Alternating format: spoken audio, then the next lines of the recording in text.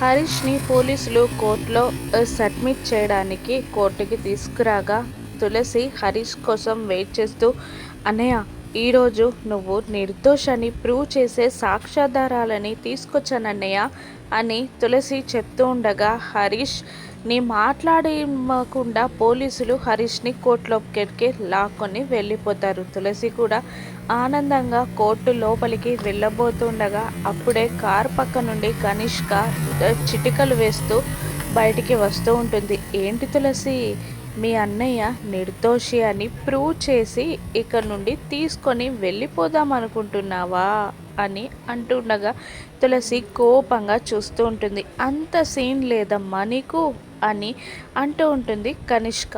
తన చేతుల్లో ఉన్న ఒక పెన్ డ్రైవ్ని చూపిస్తుంది కనిష్క. దాంతో తులసి షాక్ అవుతుంది. మా అన్నయ్యని నిర్దోషిగా నిరూపించే సాక్ష్యాధారాలని తీసుకొచ్చాను. ఆ సాక్ష్యాధారం చూస్తే నీ మైండ్ బ్లాక్ అవుతుంది అని తులసి అంటుండగా, అదే కదా ఇది, ఈ పెన్ డ్రైవే కదా అని అంటూ ఉంటుంది కనిష్క.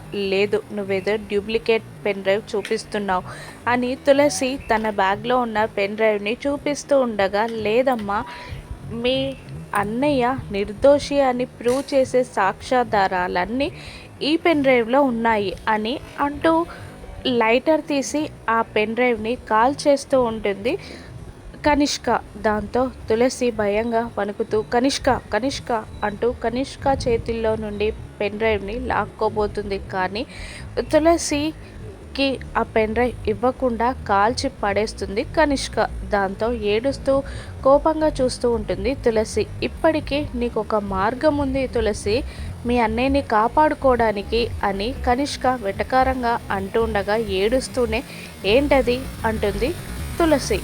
ఆ శ్రీకాంత్ని చంపింది మీ అన్నయ్య కాదు, నువ్వే అని ఆ నేరాన్ని నీ తలపై వేసుకో, అప్పుడు మీ అన్నయ్య రక్షింపబడతాడు అని కనిష్క అనగానే బాధగా కోపంగా చూస్తూ ఉంటుంది తులసి.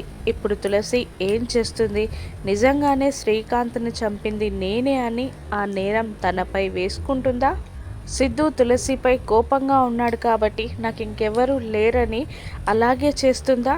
తులసిని సిద్ధు ఎలా కాపాడుకుంటాడో రానున్న ఎపిసోడ్స్లో చూద్దాం. Thank you for watching.